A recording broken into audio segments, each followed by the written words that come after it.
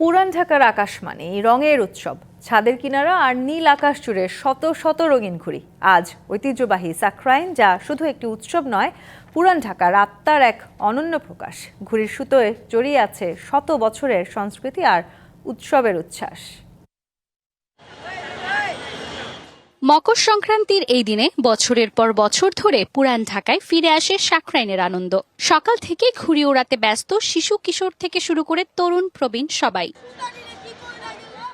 লাল, নীল, হলুদ, সবুজ নানান রঙের ঘুড়িতে ভরে ওঠে পুরান ঢাকার আকাশ। কোথাও চলে ঘুড়ি কাটাকাটির প্রতিযোগিতা, কোথাও আবার ছাদে ছাদে জমজমাট উৎসবের আড্ডা।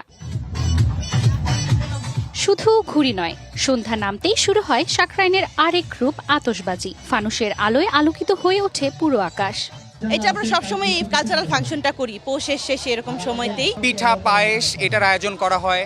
আমাদের সনাতন রিচুয়াল অনুযায়ী আমরা এই দিনটা পূজা করি। প্রজন্ম থেকে প্রজন্মে বয়ে চলা এই উৎসব শুধু একটি দিন নয়, পুরান ঢাকার চিরন্তন ঐতিহ্য। তো এত দূর আসি শুধু এই প্রোগ্রামটার জন্য, আর খুব বেশি এনজয় করি সব ফ্রেন্ডরা মিলে। এটা আমাদের পুরান ঢাকাবাসীদের জন্য একটা ঐতিহ্য বলতে পারেন আপনারা।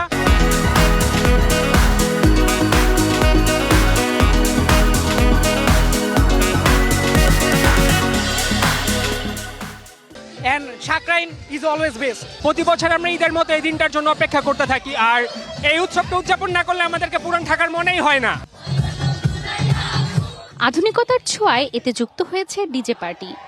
আগে যেমন আর কি এই ধরনের ডিজে পার্টি ছিল না, কিন্তু এখন আর কি ডিজে পার্টি হওয়াতে আমরা আরো অনেক বেশি আর কি উদযাপন করি। সাকরাইন মানে শুধু ঘুড়ি ওড়ানো নয়, এটি পুরান ঢাকার মানুষের মিলন মেলা, যেখানে বয়স, পেশা কিংবা ব্যস্ততা সবকিছু ছাপিয়ে উৎসবেই হয়ে ওঠে মুখ্য। Manjuma Firoz, Nilima, DBC news, Dhaka.